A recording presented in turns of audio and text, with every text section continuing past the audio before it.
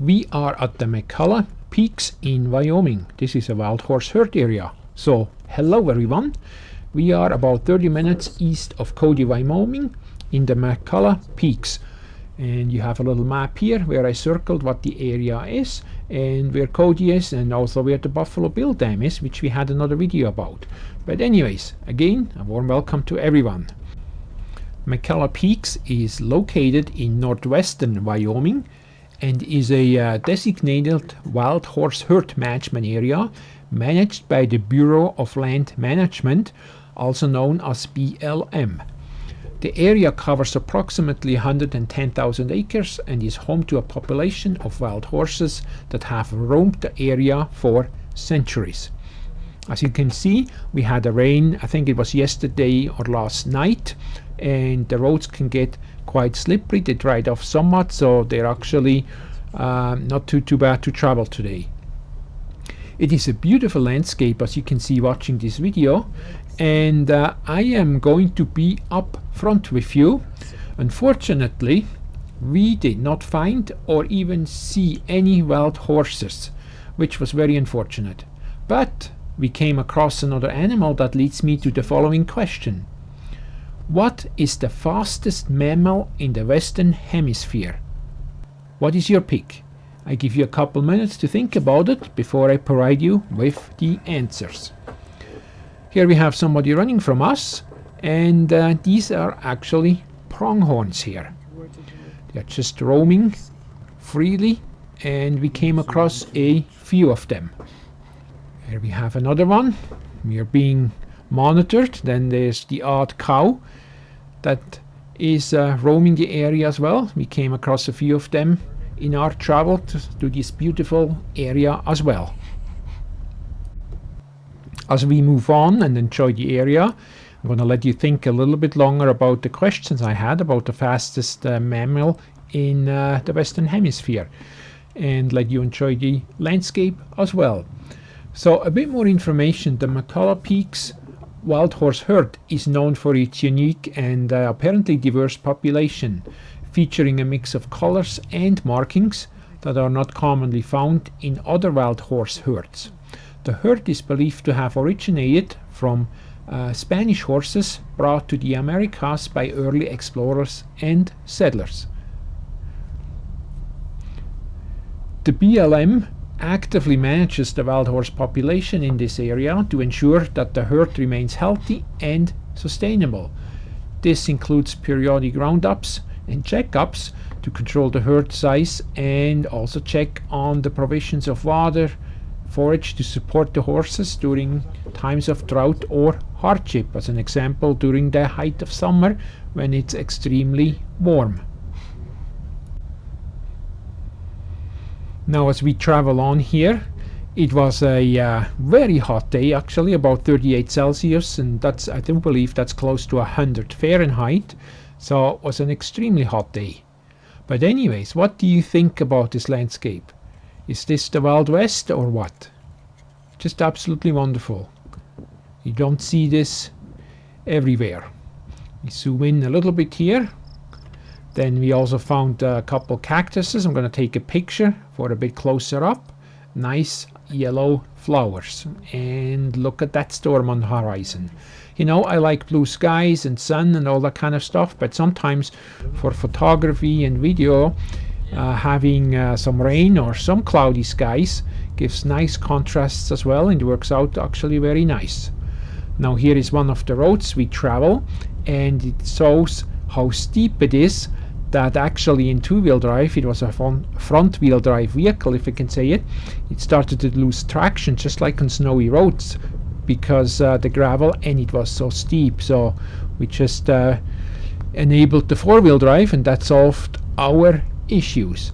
But that's just as a reminder, if you come here, please make sure you have the appropriate vehicle to travel these roads. Now, as I said, in addition to these wild horses, there is, or this area I should say, is also home to a variety of other wildlife, including mule deer. We haven't seen them, but we've seen the pronghorns, and of course we also seen the more domesticated wildlife, which are the cows and that is a diverse array of bird species that are making this area home as well. Now, in general, I think it provides a beautiful backdrop if you're an outdoor enthusiast, and offering you the opportunities for hiking, photography, or taking some videos, and even some wildlife viewing. If you're still watching, you may recall the question I had, which is the fastest land mammal in the Western Hemisphere, and I'm going to provide you here with the answers now. Not sure what you picked, but the answer is what we've seen at the very beginning. It is the pronghorn. So the pronghorn is the fastest land mammal in the Western Hemisphere, built for predator evasion through running. Now, as I tell this story here, you can see we get some other beautiful scenery here, and also we are going to climb another mountain, I guess, literally, or let's just put it and say it's a hill. You see the road ahead. We are going to travel here. So the pronghorn, with the speeds, I'm going to give you a few examples here as to the top speeds and how long they can maintain a certain speed, and that of course is dependent upon the distance over which this is measured, because it can only maintain a certain speed for a certain distance. But anyways, here we go. I broke this down a little bit so I can give you some example. The pronghorn can maintain 56 kilometers, that's 35 miles an hour, for about 6.5 kilometers or 4 miles.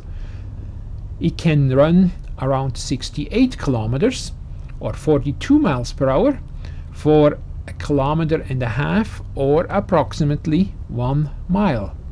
And then to the absolute top speed, it can run around 88 kilometers. By golly, this is almost 55 miles an hour for about 800 meters or half a mile. Now, to put this a little bit in perspective and give you an idea what that means, while this is slower than the fastest animal, which is the African cheetah, that has an estimated top speed anywhere between 80 to 130 kilometers.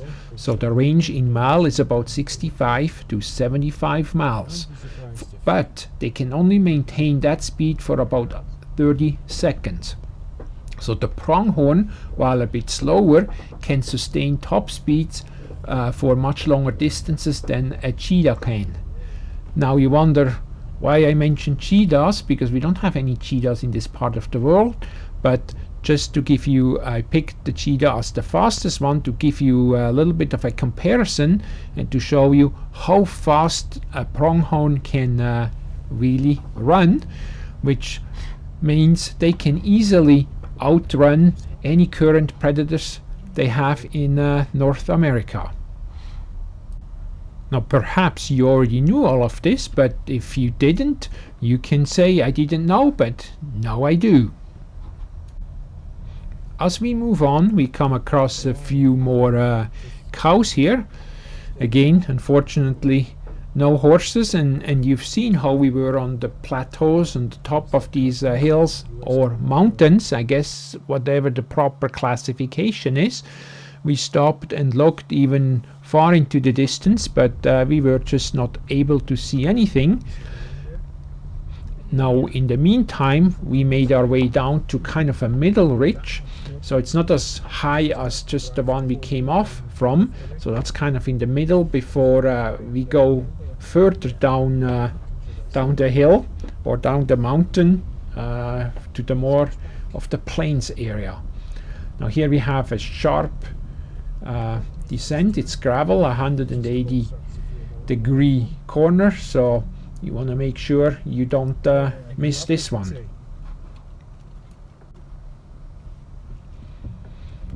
Now when you do travel this area, please be careful. As I said, it's gravel. If it's a bit wet, it can get quite slippery, and depending on the rain, The shoulders, you don't want to drive too close to the shoulders because they can be soft, and it may just give way, and you don't want to tumble down these mountainsides here. Also be careful just in case you have opposing traffic coming towards you.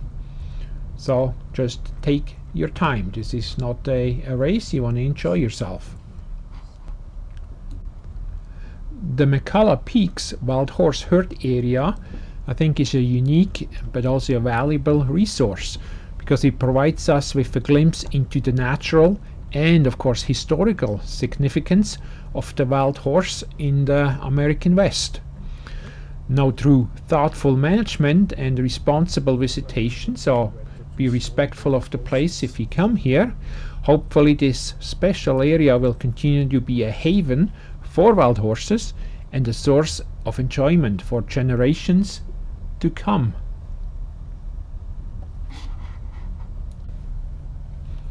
Now we are slowly making our way down. Now you see the road here, just like a snake going through the green landscape. We can't even quite see the end, but that's the view of the road ahead we are going to travel.